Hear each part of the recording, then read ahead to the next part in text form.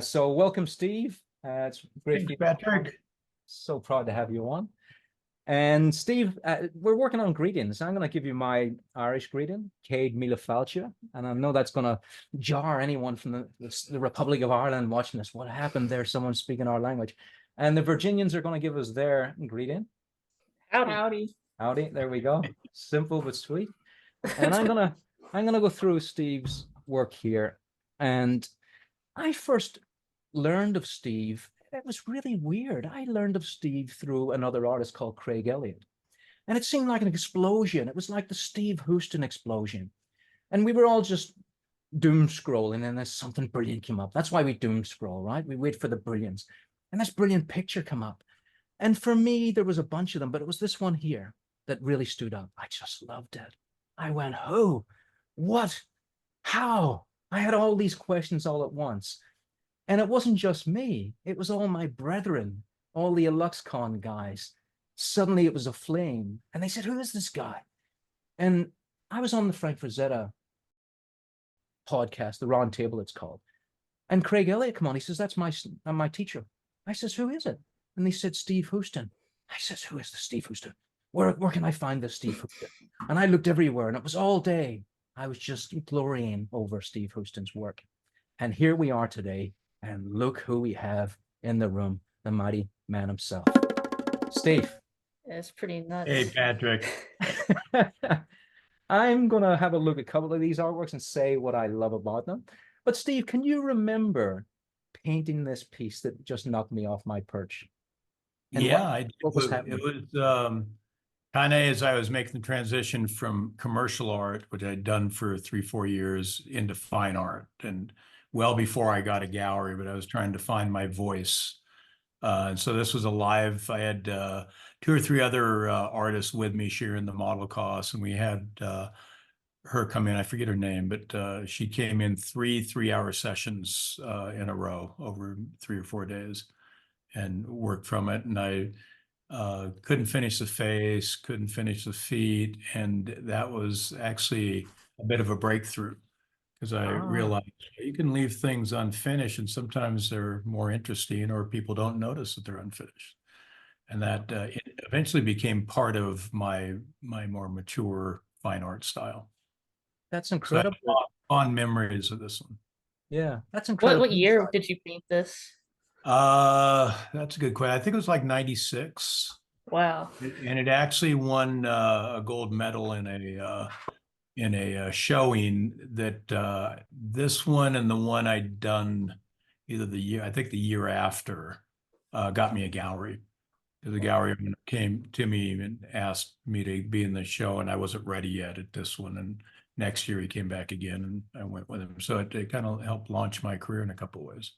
Yeah. What was like the transition from like commercial work to fine art? Like, what made you decide to do that? Sheer terror. I was gone to art school from Alaska. I moved to California to go to an art school, and I'd worked summers construction. Patrick knows that route. So I was all excited because I could make a living at my hobby. And I thought, now I don't have to be a bum, go from job to job and hate what I'm doing and just do enough to get by. I could do something that I love. They're going to pay me to do my hobby. So I went through the school, had an illustration career that was journeyman and undistinguished, basically. Graduated college with a C+. I was horribly average throughout. And within about 3 years of doing illustration, I started to burn out on doing art. I was staying up all weekend to do these terrible movie posters, or Blood Brain was one of the video covers I did when VH covers came out. I was doing this schlocky stuff on terrible deadlines. I felt like I was getting worse rather than better as I worked. And so I started teaching at the college I graduated from as a substitute teacher on the weekends with the high school students. And I started to realize, now that I was a bit of a colleague, that a lot of the people I looked up from and learned from were burned out themselves. And I thought, oh my God, what am I going to do? You had a midlife crisis. I totally did. Yeah, I totally did. And so I went on a bit of a journey to kind of rediscover my love of art. And I did it by like a psychic vampire, feeding off the enthusiasm of my students till I could regain my own love of it. So teaching saved me, actually. That's awesome. This is probably one of the first ones I saw from you too, and I really liked it. That I remember I liked a lot of the boxers too. I like those. Yeah. Well, I like the insight there, Steve, that we often hear of necessity being the mother of invention, that the face wasn't put in because there wasn't enough time. That's brilliant. And look how wonderful it is. But in fact, that's one of the most magical things about it for me, is that we can put Catherine O'Hara in there, Maureen O'Hara, any O'Hara you like in there. And that's belongs to not only Steve, but belongs to me as well. You know, it's got that wonderful, you finish the conversation feel about it. I think that's probably one of the things I love about it. That and the energy as well. That foot at the bottom there. There you go. There's your foot. That's brilliant. Yeah. Well, and I was trying to I wasn't trying at the time, but eventually I realized one of the things I wanted to do was action nudes rather than passive nudes. You know, most people will do this, or model at the beach, model on the couch, something like that, model on the model stand holding the staff or leaning into it. And that's great. But since I'd come from this background of being very average at what I did, even at what I loved most, I didn't feel like I could ever be better than anybody else, but at least I could be a little different. So I started again, kind of out of a bit of desperation, looking for how I could separate myself from in this case, the California crowd that was doing all the beautiful Sorolla-esque kind of models out in the California light. And this had some of that rich color. I later graded down, but I started to realize that part of being creative is not being brilliant at finding these amazing connections, but just paying attention. And most of us don't pay attention. We just do what our teacher told us or do what our society tells us, and oftentimes that's appropriate. But in the creative realm, it pays to pay attention. It pays to follow your curiosity down the rabbit hole and see where it goes, rather than just saying, oh, there's something over there, I won't stop. You know, my kids are always afraid to death I'm going to kill us because I want to take pictures even when I'm driving, because I'll see something, they'll grab the camera from me and take the picture off my phone themselves. But I'm constantly trying to pay attention to things, and that was not by design. It was just I lucked into it, but it's paid off enough early on that I've continued that, and that's one of the things I encourage for young and old artists is really pay attention. Boy, I love that artist. Well, why?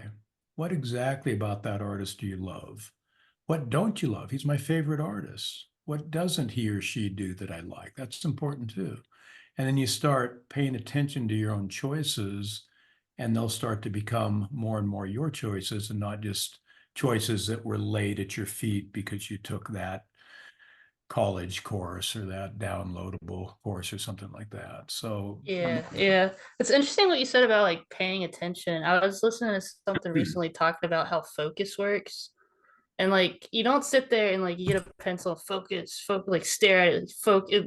It doesn't work like that. But you sit there and look at the pencil and be like, oh, it's blue, and I kind of like how this is like bent like that, and it's bigger on one. You start describing it, you're like, that's like actually focusing. That's what focus actually is. So it's interesting what you said about like paying attention, because that's what you're doing in art. Thought in it. Yeah, you're like looking for things you like about it too, usually. yeah, and like what is about this that I like. and what a great, if you think that through a little bit, as you just did, which means oftentimes talking about it, whether it's in a journal or just, I used to pretend I had a student over my shoulder and I'd talk to the student about what I was trying to do to figure out what I was trying to do. But when you have a dialogue about it, it opens things up, and you start to kind of realize what and why around things. You know, what I want to be an artist. Well, what does that mean? I want to paint beautiful figures. Well, why? And you start digging into that, and that's where motivation comes as well as curiosity.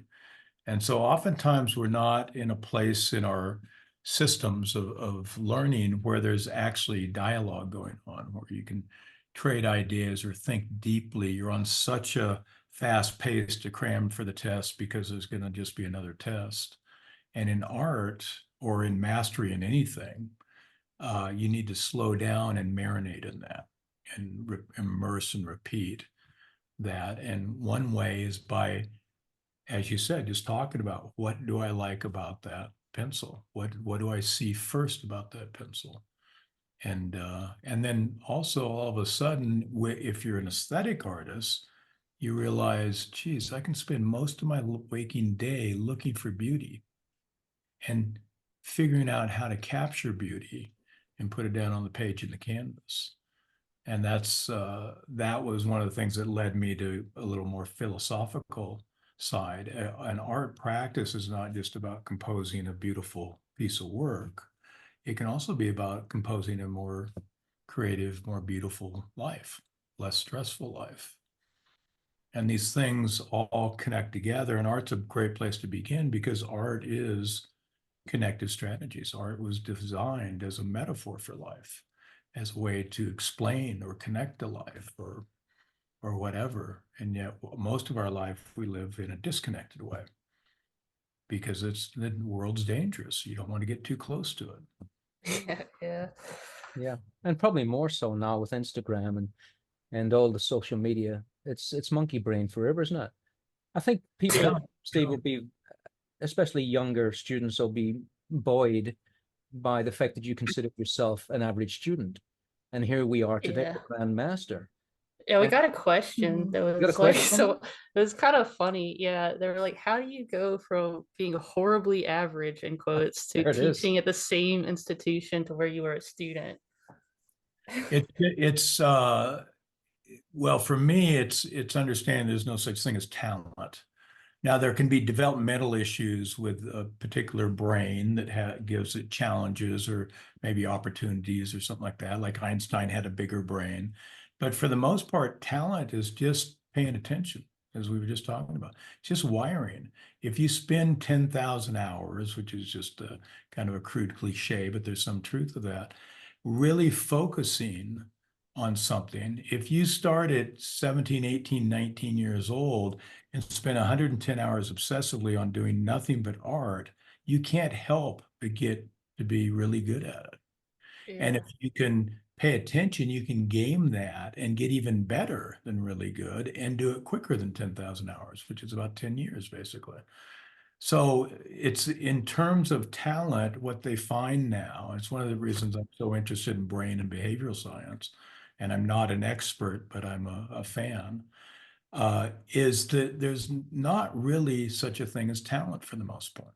If you're 7'1", you got a better chance of being a center with the Lakers, but the talent of playing great basketball is just doing it obsessively. And if you can do it in the right way, you're going to get really good. And so there's all sorts of studies on talent is just wiring the brain. It's just biology. Yeah, I definitely agree with that. That's one of the things that'll drive me crazy sometimes. Like, people always say it in a nice way, you're so talented. Like, you hear that word. And to me, it's like looking at someone who's like ripped and just like being like, you're natural that way. It's like, no, he's like going to the gym every day and like going on kind of doing crazy stuff to do that. And if you did that, you'd look like that too. Yeah, So yeah, it's the same thing. it is the same. I think Mozart had a dad who was a professional musician, and he started working on his craft of music 2 years old. So that Yeah, doesn't everybody who starts there is going to end up being a Mozart, but everybody who yeah, starts there is going to end up being concert level. We know that if young people, kids, are introduced to great music, however you define that, early enough and often enough, 85% of them can be concert level musicians. We're wired to be masterful. We're a race that changed the planet for good or worse. We can change ourselves. And it's just paying attention. And to Patrick, your point, there's so much out there right now, it's hard to pay attention. It's harder than ever before because there's so much eye candy. There's so much triggering things that you just got to come back with a comment because they were so mean or whatever it was. And so we get pulled in all these different directions. And mastery only happens when you take most of your day most days that you have the time, and you focus it in one direction and not get pulled in every direction. Yeah. And so it seems rare, but it's not. Well, we were very lucky that way, Steve. We didn't have that kind of distraction. I mean, when I was growing up, we had 3 television channels. Can you believe that? Yeah, we had 2, You actually. had 2. There you go. Yeah. They And go then out if it rains. both black and white. We only had 2 channels. Yeah. And And it turned off at like 9 o'clock at night. and it was brilliant. We didn't need any more. That was plenty. That was way more than we needed. So yeah, I think we were lucky that way. And part of what this is as well, Steve, is to try and get, younger students to realize that, like, that was great to hear that you felt you were an average student. I don't believe it. But let's say it was imposter syndrome, even like that. Whatever it is, we all have these dots that we're not as good as anyone else. And yet here you are, proof positive that endless curiosity is the greatest gift we can have to become the artist of our dreams. Let's say that. Let's get all florid with it. And that's part of what we have here in this the art agents is how do we take all these disparate students that feel alone in the world and help them realize that they're not alone and they have all the same organic beginnings where we feel we're not good enough and we can be by focusing a little bit better and getting rid of all of this distraction to do something as beautiful as this sketch page here. I can only imagine you were totally 100% involved in that watercolor as you were painting it. It could not have become that amazing piece of art there without total focus. Can you remember painting this one, Steve? Yeah, that was developing pieces for a show in New York. And I think the one in the lower left was a real quick little sit down while I was teaching at Disney or DreamWorks, one of those places, and before I went around and helped people with their work. But the other 2 were a model in the studio for pieces that ended up being pretty good sized paintings, about 3 feet long, long horizontals, like a landscape. I was thinking of the figures as landscapes, basically. So that was for that. And I just loved watercolor because what I was finding with watercolor, as opposed to oil, you look at what value that shadow is and you mix the color and you put it down. Watercolor, generally, you do 2 or 3 or 4 washes to knock that shadow down. And then I would glaze over it. You can see, like in that middle figure, the kind of blue below it and the kind of ochre on the top of the figure in the lighter halftones. That was washed down on a oatmeal colored paper. So it was a light gray, warm gray. And then I'd build up the highlights. So, and I'd have to do that 2 or 3 layers, at least the way I worked.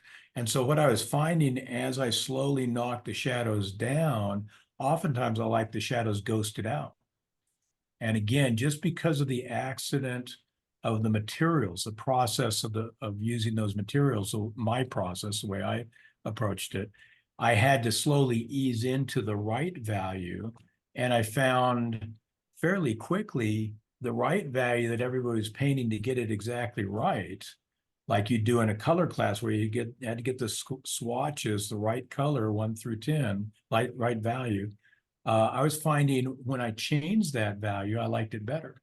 I made it a little more ghosted. So again, that's that just paying attention. Just rather than saying, okay, I'm going to do the process. As soon as you and I teach a student our process, then they're going to pay attention to our steps, to our conclusion. And once they master that on some level where they can memorize what step 6 is in 12 steps, maybe, they'll just go on autopilot and they'll get a C+, B+, A- every time. And they'll never think oftentimes to see if they can push that in a new or farther direction to maybe get something that's better than a A-, maybe something that can transcend a grade. And so just kind of paying attention to that process. And that all happened for me through teaching, because I'd have to pay attention to what I was saying and what worked. And when they were struggling, what were they doing that wasn't quite right? And what was their wrong? And how could we make that better? And sometimes seeing that they did things thinking it was wrong because it wasn't the way I did it. It was better than what I did. And so being aware of that and then talking with them about that and pointing that out and say, just look at this color here. You know, just look how luminous. It's not what I did. It's not what I see up there on the model, but geez, let's pay attention to that. Let's try some more of that and see what happens. Would So you? a lot of Sorry, it is, Steve. Sorry. yeah, a lot of it is paying attention. Our biology wants us to conserve calories, not put extra energy into anything. Just get through the day and collapse on the couch with a remote control or a game control. And artists, we have to do things a little different. Go ahead. You were going to say, Patrick? Yeah, I didn't want to interrupt the master, but we do have this big delay from Australia all the way across there, and I thought there was a gap. I thought, get in there, Patrick, because there's a moment there.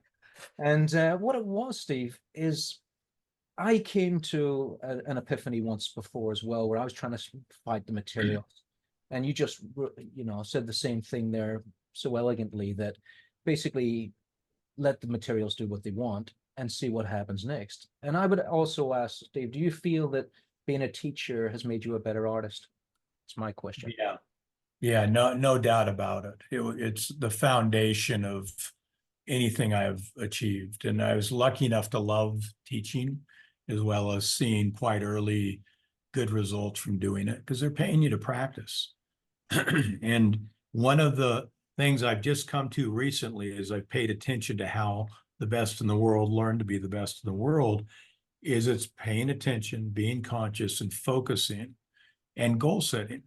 And oftentimes we're lousy at setting goals because where did we learn it? We never had goals as a kid. It was always somebody else's goals: mom and dad, big brother, big sister, teacher, the grading system, how we get into college. I mean, we in the US, we sit down with a career counselor in 11th grade, halfway through 11th grade, and they help us after 11 and a half years of kiddie school. They help us decide what we're going to do for the rest of our adult life. They don't want you to be an artist. Yeah, absolutely. Yeah. And probably they're not all that in love with their career. They probably didn't set out at 6 years old to be a career counselor. Maybe they did, but most probably not. And so none of it, there's really no system out there except at high performance levels of things where when we're taught to make goals and create a strategy that gives us a really good chance of getting there. And yet there are ways to do goals in a way that gives you a very good chance to get there. And so a lot of these things I just stumbled into. I used to stay home from school as a little kid, and I didn't want to lie to mom. So I'd say, I don't want to go to school in the morning. And I'd talk myself into a sore throat. And I could honestly tell her I had a sore throat the next morning. It wasn't much of one, it was a sore throat. And I'd stay home then for 2 or 3 weeks drawing. And then I go back to school, catch up, and do it again in a few months. And I just love doing that. But also, and that started, I don't even know, 10 or 11 or something. So, and there was no TV really. I just sit and draw from comic books. And I didn't get very good at it by any measure of success on that. And then I went to college, and in a couple areas I got pretty good, but far from very good. And then when I got out of school and started teaching and started paying attention to, out of fear, not being able to make a living as an artist, then I started looking for what worked and what worked with my students. And in about a 4 or 5 year period, I went from average, just good enough to teach the high school kids on Saturday mornings, to in a gallery and teaching at the studios, the pros how to draw. And it's because I kind of, by accident, I found a way that intensified my training. And so in that relatively short period of time, after having, a decade and a half of just loving and doing with the time I had, to being more focused and intentional and testing results on my experiment called the classroom, seeing what worked, I made huge progress. And that's what started to make me understand that there's a way to do this the right way. And then it took me 3 decades later before I actually really built it into a system to teach. I did it intuitively for myself, but I didn't create a system for the classroom, for the students, young artists to do it. That's It's, awesome. well, that's where we are again. That's the agency there. Steve, you had, what I love about that story is that you had the agency to go and teach, feeling that you weren't ready to teach, but you were going to do it anyway. And Melanie's going to do the same thing as far. What's the update on that, Melanie? You were going to open a life draw class. Is that Yeah, correct? so we just Rachel and I just recently got a studio space to rent, and we're in the process of setting it up. So we're still painting it, and it's taking a little bit longer than expected.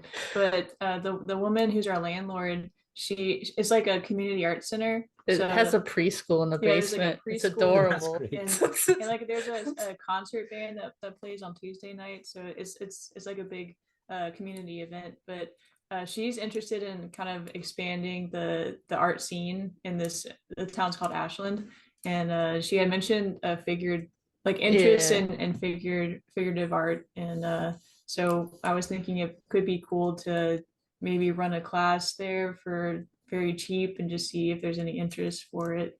Because Yeah, it's for me doable. personally, there's only one place that I know of in Richmond that has regular figure drawing. So I think it'd be really cool Yeah. to start our own. So Yeah, I definitely want to do it. It's like one of those things that's so annoying too. It used to be able to show up on a Friday night and draw. Now you have to go online months in advance and hope to get a spot. And then by the time it comes up, it's like you don't know where your life's going to be in 3 or 4 months. so just do it yourself. Yeah, like I can't. It's so hard to sign up for now.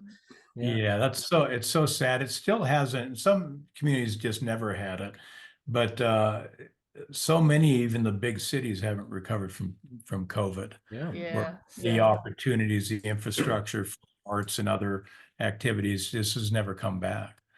Yeah. And I'm hearing actually just in the last 6 months, some of the bigger places like Paris and Seattle and things like that. Some of my folks I work with will say, "Yeah, I just got into a figure drawing class. I just started up again." Yeah. But it's It's coming back around. Yeah. We'll, So we'll good open for one up. for Yeah. you for starting that. That's amazing. Yeah, Yeah. we'll get there. Have you got some advice for them, Steve? They're just fledglings, but they're really Yeah. talented. They're really, Like- really great. Tips on finding models. There you go. Yeah. Well, what I did is I went, even Bozeman, I just went to the local college that had art classes and just said, "You have a model list," and I'd show them some of my work to show I'm credible, and they just asked for their model list. And in little Bozeman, Montana, they had a list of 8, and only two of them were still around. So I found 2 models to work from. And Okay. sometimes as you build your community, some of the artists are willing to pose. Yeah. And if you can't do nude, you can do clothed. Yeah. So it could be just portraiture, clothed models, or hands and feet. Have them take their shoes off and roll their pant legs up or something. And so We'll figure it out. I was just going to say, and also you can, if you can get people paying some money, that's great, because obviously you've got a space that probably has some costs involved, but also just having a venue where you can just share the cost to say, "Hey, come join me and pitch in." And Yeah. sometimes that will build into actual income as well. But at the first, at least it mitigates the cost. Just Yeah. a jar to contribute or something like that. Every Yeah. little bit helps. Yeah, I honestly do it just for free if I got to Yeah. have my figure. Yeah, drawing. just to be able to run the figure drawing would be the fun part. Making money would come secondary. Yeah. Well, if you're in that position where you can do that, you could just say, "Hey, come for a couple times and join us. I'd love to have you. I'd love to," and give them some value. Feel the community, feel the energy of being in a classroom that's so different. This is great. It's a gift, but to go across continents, but it's nothing like being in the space and the Yeah. excitement and maybe the conversations and feedback, and let them feel that, and then start saying, "Hey, it'd be great if you contribute a little bit to the model costs," or whatever it is. And some will suddenly disappear, but others will be more than you expected. And that's the way you're going to find the people who are really serious and be comrades in the journey. Yeah. Yeah, that's good Yeah, advice. thank you. I also think that when you go out there, Steve, I'm sure you feel the same. You feel like you're part of something bigger now, rather than just be alone in your room. And I remember being in a place. It was called Brass Techs. It was basically for people who were unemployed for a long time, but that usually meant artists. And so I wanted to do a life draw class, and I said, where am I going to get a model from? And we're talking, right? And it was separated by just wooden struts. So the next place was the upholsters. And the girl's voice shouted, I'll do it. She just opened the door and came in. There you go. Okay. Yeah, that That happens. works. That Yeah. happens. Put it out there and things show up. Yeah. So I think when you're with Bohemians, the world that you think is hard to navigate is actually starts to become a little bit more fluid than you would imagine, because everyone wants art, don't they? They all Yeah. want. And Yeah, just putting yourself out there, really, so that and then you give somebody the opportunity to say, yeah, I'll model for you, or I'll throw in $5 or $10 for you. So just putting it out there. And then also remembering why you're doing it. So when I taught quite a few years, it was 4 or 5 years, I think, at my school, I didn't get a raise ever until the last one, but they were paying me to practice. I didn't care.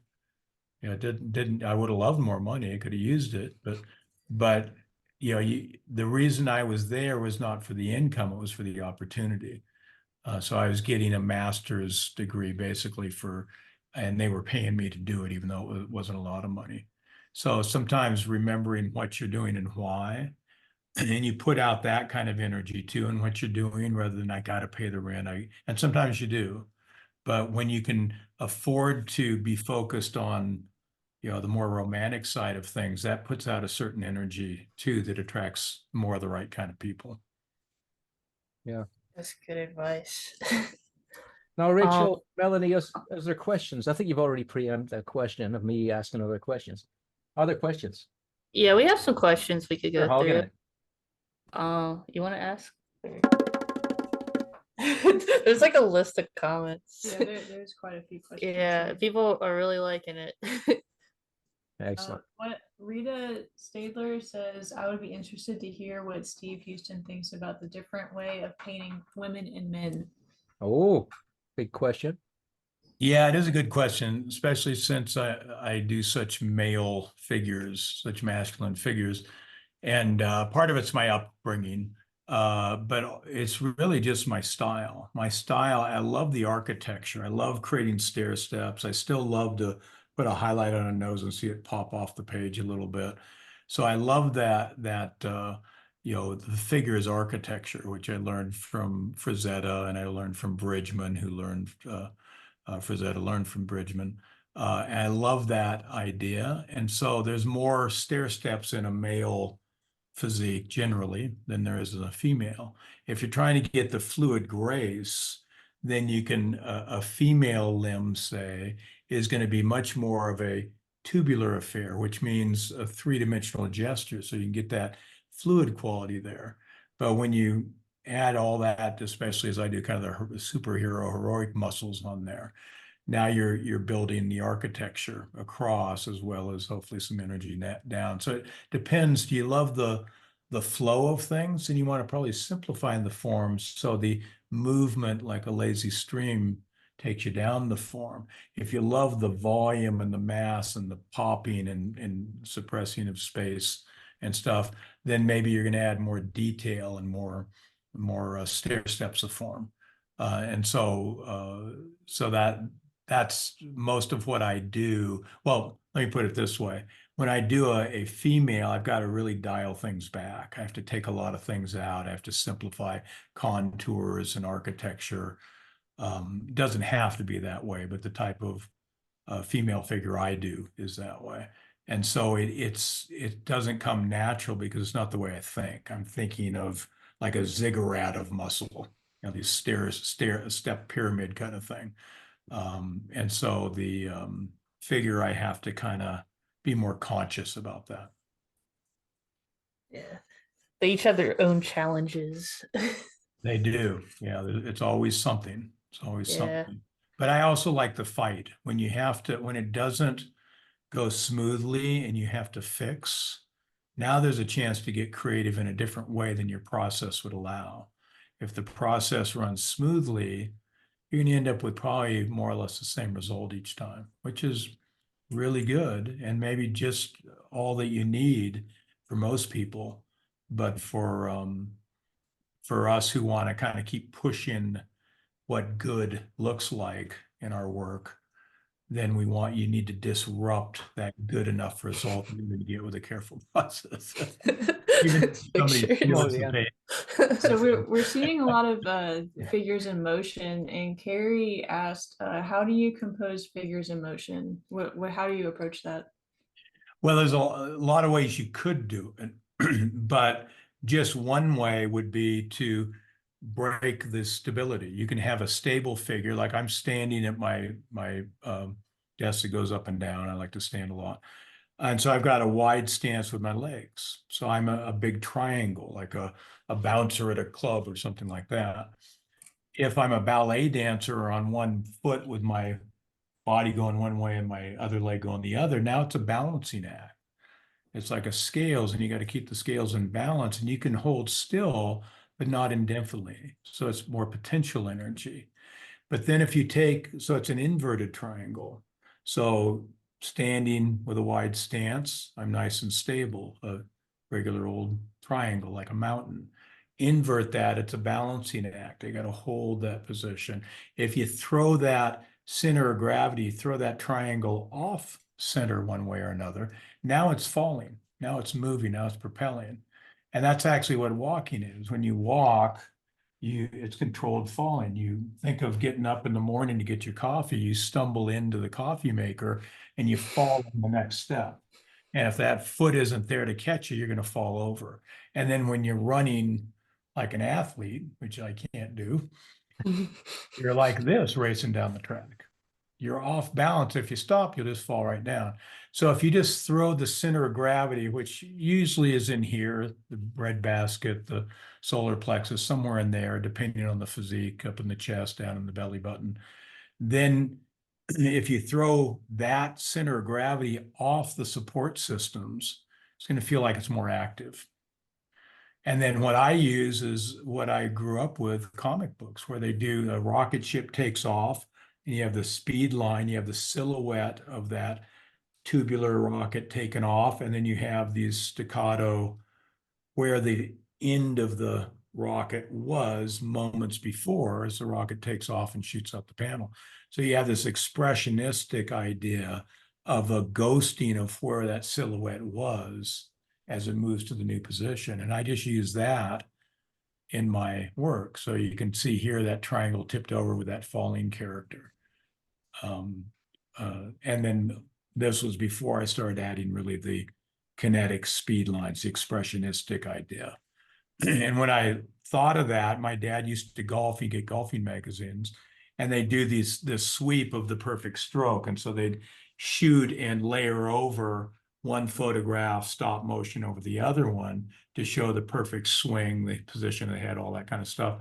And it was blurred image on it. So usually it's blurred and an image broke off register from an image. So I was just taking a simpler silhouette of that and using a pulp art way of showing the same thing that really fine photorealism could show, the blur of someone moving through a camera shot or something like that.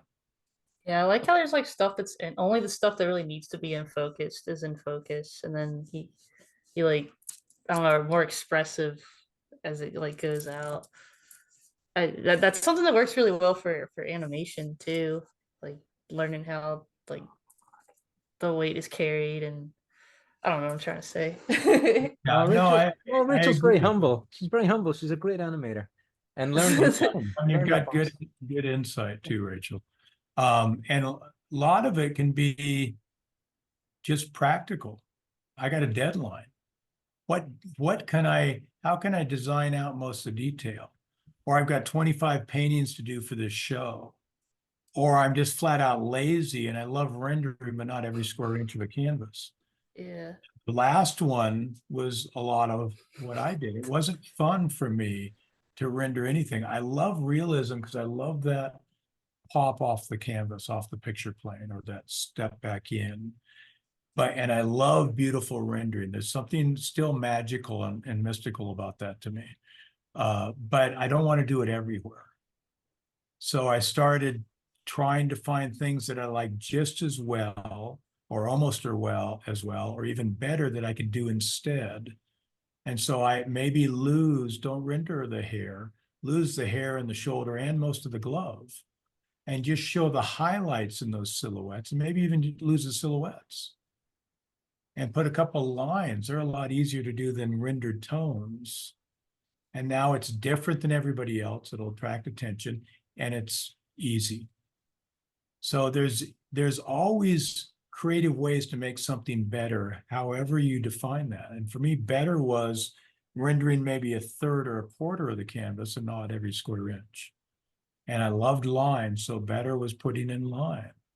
Yeah, that's something else you say a lot about. Like, you say you're like, I've heard at least when you say like you're a draftsman that learned how to paint. You know how to draw, and then you're just like translating that to paint. So you're still using the same idea in your head with line and all, like that type of like way of going about rendering and stuff. Yeah, and again, that's easier. I don't have to keep so many different systems in my head. If I can draw and paint in charcoal, all I have to do now is learn temperature and intensity. The rest of it's taken care of. And maybe learn to build up impasto paint and things like that.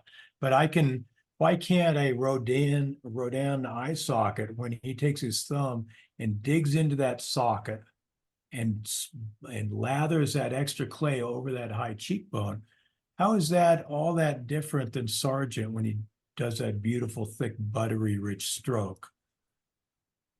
It's a three-dimensional version of the same thing. And now I've paired those things as very much the same or similar. And now I don't have to remember a bunch of separate things. Linear perspective, atmospheric perspective, anatomy, muscles and tendons and ligaments and bone and insertion and origin. All that stuff is sciencey. It's engineering processy. And it's a long linear list of to-dos. And it kind of almost forces you, you can break away from it, forces you to one solution. Well, that's not the right muscle. You can't do that. The anatomy is wrong. There's not enough depth in the background. That's not showing deep space in one-point perspective. The perspective's wrong. And all of a sudden, what's right and wrong has been defined for you. So where are we in that equation? Yeah, that's really great, Steve, because it brought me back to Stephen King when he was on stage. There we go. He was on stage and someone asked him about plot, and his whole soul left his body. He went, plot, the death of story, right? So he sees plot as a pointless almost idea. We don't need it all. We don't need to see all the engineering for it to be a beautiful thing. And I think that was the nucleus of why me and that whole gang of us who were brought up as illustrators, and where render was king. And then we saw this movement of paint. And when I first watched you paint, I thought that very thing. I thought, this man, this genius is drawing with paint.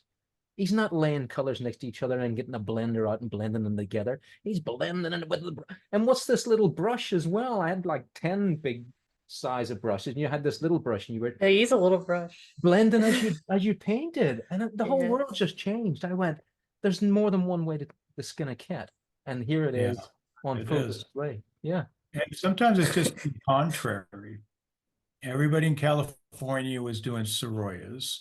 So I did more East Coast work. Everybody was doing passive nudes. So I did sports paintings.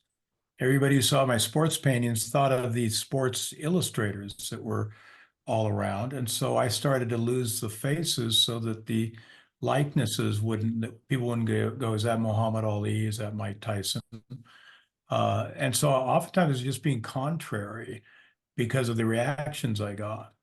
And I thought, well, if I'm trying to do action nudes, if I'm using a big brush stroke, I'm getting in maybe with a big brush, maybe I'm getting in 3 strokes in that cheekbone. If I use a little one and if I paint the thing bigger than life, so the cheekbone's this big, I have to do endless little brush strokes. And I thought that's kind of like the quantum energy. Everything underneath the surface, if you get small enough, it's all energy. It's all electron shooting and stuff. So what if I could pack in the energy? And that was being contrary to Sargent, which I love. But everybody who was doing Sargent, because Sargent did it, would always take the stroke and go down the longest possible axis, which is a brilliant strategy. But everybody was doing it as well or better than I could. So what was the point fighting that battle? Why not try something else and then build a reason behind it? So oftentimes I'd come up with something that was just different, and then I'd figure out the reason I was doing it afterwards. I'd build a mythology around it to explain it. That's interesting, Steve. Someone insulted me yesterday, and I had to think twice about it. He says, all of this is just post facto rationalization. And I went, just say. What kind of words are you saying? This basically means that you explain it later. Yeah, you can rationalize anything. As you were Try doing it, hard. I was well aware of everything I was doing while I was doing it. But you were, of course, you were well aware of it. It wouldn't just happen. But it was just such a brilliant insult. I went, nice, well played, sir.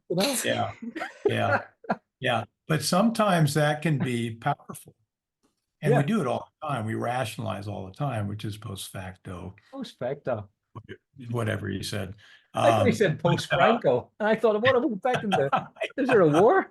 He's being called a fascist. I thought that's what he was saying. I just glanced at it. It's hilarious. But why not rationalize it afterwards? Yeah, why not? Of course. We do it all the time. You raised your eyebrow when I said that. Are you mad at me? We come up with inventions. We tell stories constantly. Of course. And usually they're not true, and they're never wholly true. Why can't that be an asset for a creative endeavor? Yeah. I'm going to do something, and then I'm going to build a reason after the fact. And then that'll help me do it even better later. And then I'll build a new mythology around that, which will suggest pushing that craft in an even farther direction. And I can let those be a dialogue together to push my stuff in a direction that normally I'd be probably too timid or not self-aware enough to be able to do it. Yeah. There's a question I could throw in here from a name I can't pronounce. Das. When did you discover your confidence as an artist? What made you overcome self-doubt? Oh, good question. There's always doubt, I think. But what I try and do, and it's in some ways it's a losing battle, but I tell a story about it. I make up a metaphor around it. And so my metaphor is being the kind parent. So if you're a parent, or if you're not a parent, but you walk into the park and a little stranger's kid comes up to you, you're going to protect what? Are you going to protect that kid by teaching them how to kick that ball just right so someday they can be a soccer star? Or are you going to protect their joy? Knowing intuitively, you won't think it through, but intuitively, if I protect this little child's joy, if they beat me at the checkers game in the park, they're going to want to come back tomorrow and do it again. And maybe they'll end up being world-class checker players or world-class soccer players. Protect their joy first, because that will bring them back. And because of the way our brains work, if you come back and again, you can't help but get good. And if you get really passionate, probably if you put enough time in, you can't help but be great at it. So start there and be your own best kind parent. And I think of our creativity, because has not been supported and fostered, sometimes in the home, but certainly not in school, where we're conditioned to have one right answer, to be shamed and punished with bad grades or bad looks or laughter from the class if we get the wrong answer. We're afraid to death to let our own creativity come out. And so it atrophies. Even pros, who are oftentimes amazing with their craft skills, sometimes are not fully in touch with their creativity, because where did they get to master it? You know, they were actively disciplined and conditioned out of it. So if we can protect our little child that was ignored, that little creative child in us, that 4 to 6 years old, the creativity in that child plummeted worldwide. We know that. If we can nurture that and protect the joy, the mastery will follow. And so when I'm hard on myself, I try and step back. And if I can't remember to be kinder to myself, I'll get a post-it and I'll put it right in the middle of the screen on my computer, or right in the middle of my painting that I'm working on, or let it hang down on the corner, hanging over the painting off the top bar of my easel. So I can't help but see that. And I'll remind myself, treat that child kindly. Tell him 2 or 3 or 4 things that are really good before you dare suggest something that's wrong, which is, again, what we do with our children. And we wouldn't be lying. We say, oh, honey, I love the energy. I love the bright, happy colors of that face. We're not going to criticize that the eyes are out of whack and the head isn't a perfect ball in reality. We're going to find real reasons to compliment that work. Do the same thing for yourself. And then you'll still beat yourself up sometimes, but quite as much. But that little voice doesn't go away. Yeah. It stays there. Yeah. And we are our own worst critics, because that's the safest place to be. We're criticized on some level throughout our childhood. And so I'd rather criticize myself brutally than let somebody who has real emotional leverage on me do it. And so oftentimes we beat ourselves up and we talk ourselves out of the game. So practicing that optimism first, couple things right before you say anything that's wrong, and actually doing gratitude journals, optimism journals. The brain is 8 to 9 times more attentive to negative feedback, negative information than positive, because negative is dangerous. What's moving in the grass? Is that something that's going to eat me? I got to pay attention to danger and fear and the negative things to survive. But we're not living around saber-toothed tigers anymore. We can treat ourselves more kindly. And so if we just condition ourselves to think of 5 great things about yesterday as I wake up this morning, things I'm optimistic about, hopeful about, good things about me, and suddenly it'll start shifting some of that. Yeah, that's good. Like you water the right plants. Yeah. Where you put what you put light on, that's what will grow. So if you're looking at how rotten the world is and how terrible your drawing is, that's what you're manifesting. Yeah. And that's a spiritual belief, but it's take away the woo-woo stuff. That's how the brain works. Yeah. You create your reality. Yeah, I'm believing that more and more. Especially with how it's things true. All you can look at the brain science on this stuff. It's just dead true. People who can visualize and optimize and look forward to, I'm going to go from the mailroom to a CEO, have a far better chance of doing it than the people who don't do that. And look at the dream, going from the mailroom to CEO of that multinational corporation. The odds are you won't get there. But by dreaming big, you're going to fail much closer to that goal than you would have. Boy, I'm going to go from the mailroom to the janitor's closet. Well, you have a much better chance of doing that. Yeah. But look at what you missed out on. Yeah. Yeah. What's you just brought a memory up there. Elton John was a T-boy at a music company. Just came to my mind there, Elton John. So he must have had that as well. Steve, I had a rational thought, or maybe it's post-facto or post-Franco even. I've always kept this a secret, but I don't believe in grading art. I don't believe in it at all. What are your thoughts on it? Totally agree. If you look at motivation, there's 2 kinds of motivation, basically. Extrinsic, I will reward or punish you based on your behavior. And we know that works pretty well for linear tasks. You either sell those widgets or I'll fire you. You sell more than this number and I'll give you a bonus. That could be motivating but you're going to have to keep increasing the punishment or increasing the bonus over time, or else they'll burn out on that. Eventually it's going to fail unless you just give them more and more, or there's only so many ways you can threaten them, I guess. But if you're doing creative tasks, if it's not intrinsic, even in chimpanzees, it kills the curiosity, kills the creativity. If I say, I'm going to give you a banana for figuring out how to pull that nail out of the lock and flipping open the lid, they'll try and they'll try and please you to get the banana, and they'll have less success creatively figuring out how to open that little lock. So when you reward and punish with grades, you're making it extrinsic. You're putting outside pressure, outside dreams and goals on what they think you should have. You know, be a good journeyman illustrator, or be a good widget salesman. And we'll reward and punish you all through school, and oftentimes all through the home, and certainly all through most workplaces to get you there. But if they need creative thinking, like a Elon Musk does, or a Steve Jobs does, Patagonia, 3M, they'll create time where you can just play. Just one day a week, 20% of the time usually. They'll say, okay, do whatever you want, engineer, as long as it has something to do with the wheelhouse of the company. Just play. And that's how we get Post-its and figure out the structure of DNA, is giving people a safe place to make a lot of mistakes. And when you do creativity, it's very inefficient. But when you allow some percentage of your time to be purely creative, purely playful, every once in a while you get 10x results.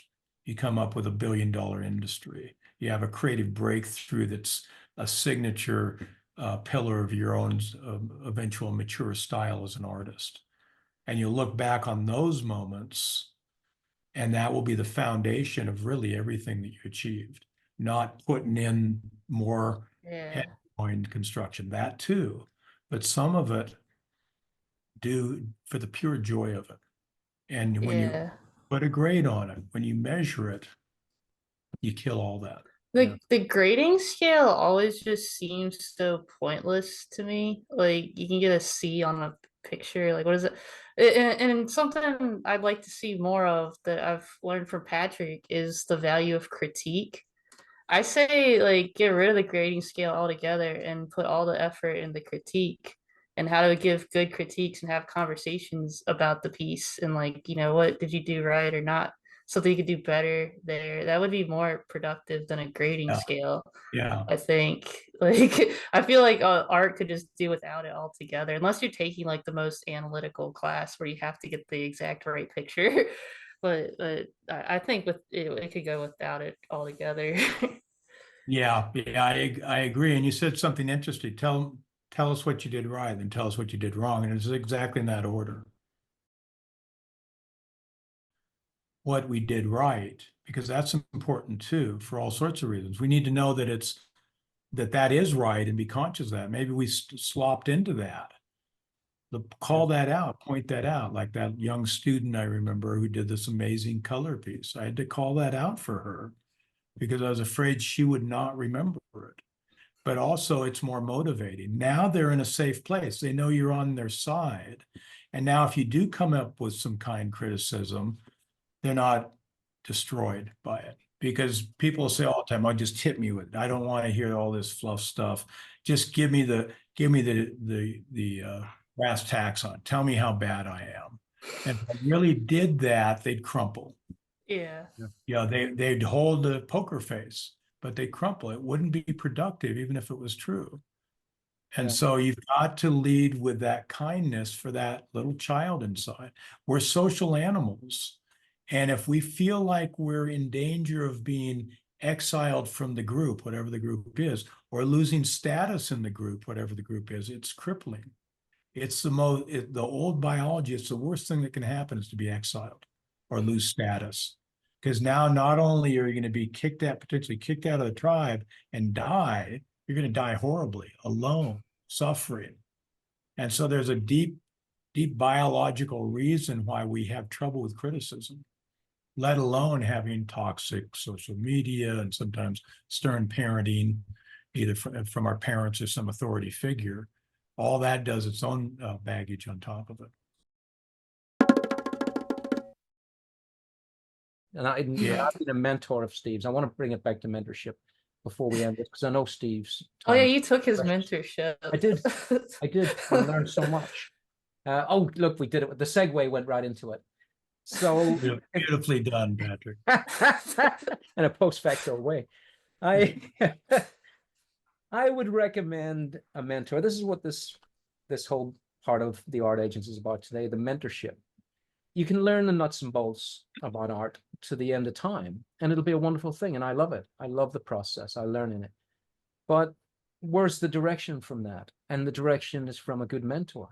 And a mentor will show you what went wrong, what went right in their world, and how you can avoid those things. A little bit like the firefighter guy. But a good mentor is very hard to find. That guy that grabs you back by the choke of your neck is not really a teacher I want as a mentor, you know? And I found the perfect mentor in Steve. And it was very easy for me to find Steve because I'd already been basically mentored by Steve silently for years, because I was watching the new masters from the get-go and was learning from Steve. In fact, one of the moments are up here where I first saw Steve teach. It was this moment here. And I was already teaching in class and I was doing my own thing, but I always felt like an imposter because I hadn't really learned how to teach. And now I saw Steve teach, and I thought, well, Steve, he's got the same enthusiasm as me, and he's not teaching like anyone that's teaching here. I'm teaching more like Steve's teaching, but he's doing it better. And I thought, there we go again. So I want to learn from Steve. And when Steve's mentorship came up, I took it right away. And so if you want to be mentored by Steve, just check the below here where you can subscribe to Melanie and Rachel, and have a look at all the art agents that will eventually be in there. And that's why it's such a pleasure to have Steve in now. I was going to leave Steve because I thought we have to get the best, usually to say to last, but I like 2 scoops of ice cream, so I wanted Steve in pretty early. And if you want, if you want to learn from Steve, it's down there in the links. And I had grown so much from Steve teaching me how to learn better, even though I'd been a professional artist for 30, way in the 30s when I started learning from Steve. You can always learn more. There's always more to learn. And that's why you're seeing this. It came on by accident. This is made the new master. Sort of post facto again, following Steve's footsteps, where I'm stealing one of Steve's paintings. I handle it with great care. Handle it with great care. Bandit. Yeah. And that's what you're seeing there. Yeah, this is so cool. Like I found your videos like back in 2015 or 16, like maybe New Masters were just starting. It was kind of early, I guess, compared to what it is now. Yeah. And I remember I was like obsessing so hard. I remember sitting there copying you like line for line, trying to figure out how the heck you're doing what you're doing. I remember one time I watched your video and not even thinking, I had it in my left hand. I was trying to draw. I was like, wait a second. It's like, because I was watching you for so long. I was like, wait, I had to like hold on, like put it in my right hand. And I can actually remember it gives you memories too. I remember watching this because anytime is a good time for Steve Huston. I remember watching this in New York. I just got an apartment in New Jersey, and I thought I've got to go out tomorrow and do all this stuff. And it started raining. I thought I'll watch a bit of Steve Huston, and I remember watching this and started drawing along with it. So art's forever, isn't it? It's just the most wonderful thing. So yeah. So because we're wrapping up time-wise, Steve, I always want to ask one question. What would you do differently? What would you tell your younger self? What were the missteps and how did you overcome them? Is there anything that comes to mind?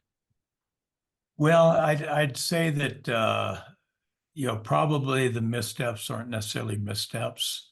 Yeah. One of the things about art is everything's valuable. Every experience is raw pigment for creating your art.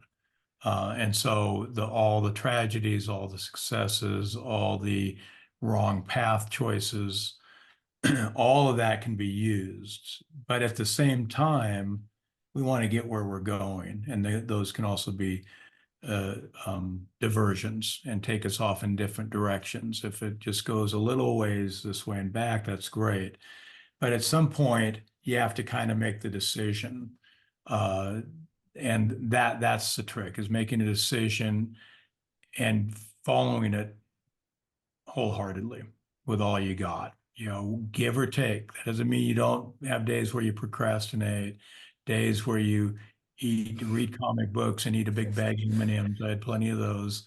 I had We one of didn't have those to this do that. week. Yeah, yeah. There's all that, but overall, you stay on path. And so one of the things oftentimes we're afraid to do is make a decision because it might be the wrong decision.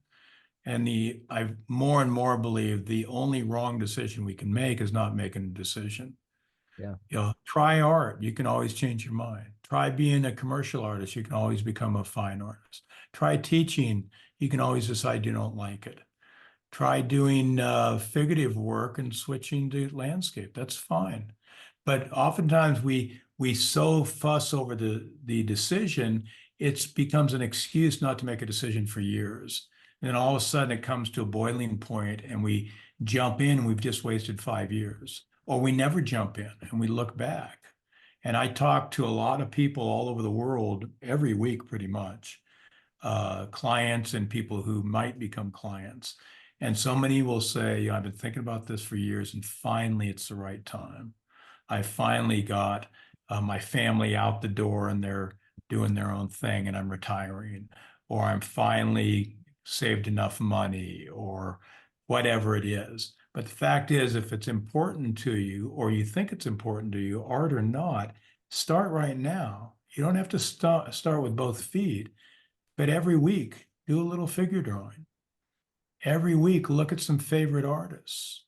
Every time you pick up a coffee, look at the light cutting through the window behind that barista and seeing how it lights up her face. And maybe tell her how beautiful she looks in that light. And imagine just for a moment painting her if you had your easel. All that stuff will create a little bit of momentum. So when the time is right, when you can't afford the course or you can put in 20 hours a week in your passion, now you've got some momentum, because in physics and in life, a object that is still wants to stay still. The greatest energy it takes is going from zero to some movement. So if you can start moving now, even if it's a little bit, when you really can get up the courage or get through the struggles that life sometimes throw, on the other side of that, now you've got momentum. And now all you have to do is accelerate it. And that's so much easier than starting from scratch. Because for 10 years, you'll think about, I've seen it happen over and over. They'll say, boy, when I retire, boy, when I get that at Art Center, the teachers say, when I get my sabbatical, they give me a whole semester off and they pay me. I've been waiting for that 2.5 years. I talked to them afterwards. They didn't do anything. Oh, Because they built up all these dreams in 2 years, in a year and a half, in 6 months, in 30 days. Boy, I'm going to be in the studio every day. What'd you do? Oh, I cleaned the studio and I made a garden and did this. And they didn't do anything because they built up this big expectation of this big goal that was years in the making. And there was no way the experience could have lived up to it. As soon I as they find put, that the people who talk the biggest game usually are doing the least amount of work like that. Like when they have all these plans like that and they're talking and talking and talking about them. But it's like the people who get it done just go out and do it. You just start doing it. And then you're like there's a lot a of truth to mile that. ahead of everyone else. Yeah, there's a lot of truth to that.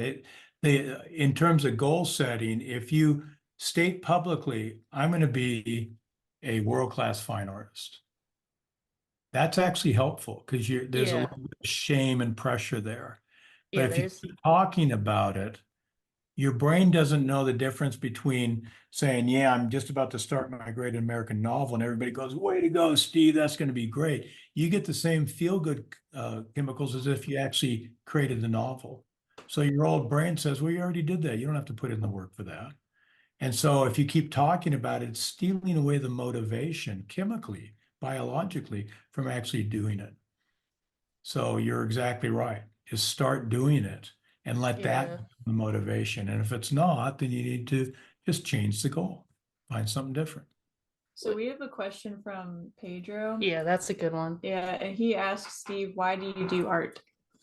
Your why.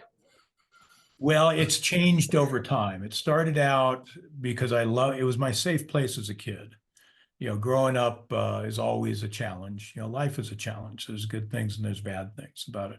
And the safest place I could be was in my room doing my art. And that would be one of the reasons that even though I liked school, I had a lot of friends there and stuff and did sports, but I was safer at home. I felt better at home than I did around other people. And that's both good and bad, but that was my safe place. So I started out, it was kind of art therapy in a way, I guess. I should talk to a therapist about that and find out if that's true. But and then I thought, well, I got to make a living. I'm getting out of school. I can make a living at my hobby.